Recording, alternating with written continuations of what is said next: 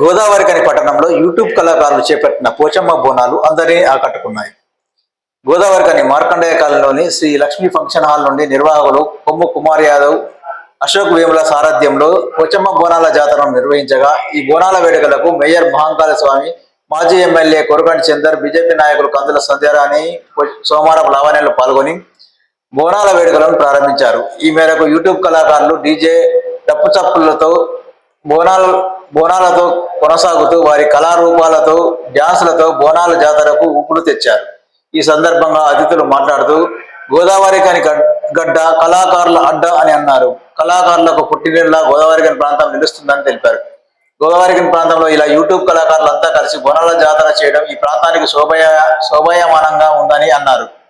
ఈ కార్యక్రమంలో యూట్యూబ్ కళాకారులు మేకల శ్రీకాంత్ యాదవ్, కొల్లూరి ప్రసాద్, గణేష్ అధిక సంఖ్యలో యూట్యూబ్ కళాకారులు పాల్గొన్నారు.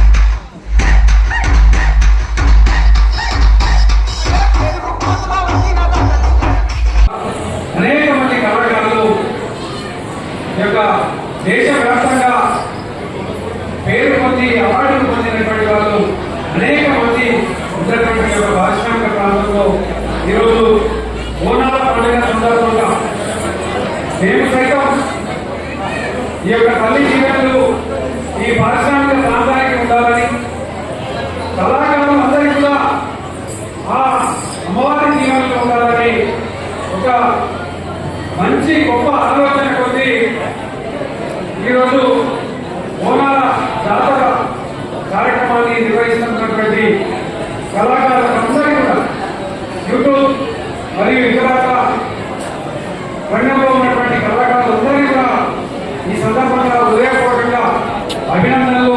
ఈరోజు పెద్ద ఎత్తున రామగుండం మున్సిపల్ కార్పొరేషన్లో ఈరోజు ఇక్కడ మహాలక్ష్మి ఫంక్షన్ హాల్ నుంచి మొదలుకొని చౌరాస్తా వరకు బ్రహ్మాండంగా బోనాల పండుగ నిర్వహిస్తూ ఉన్నారు.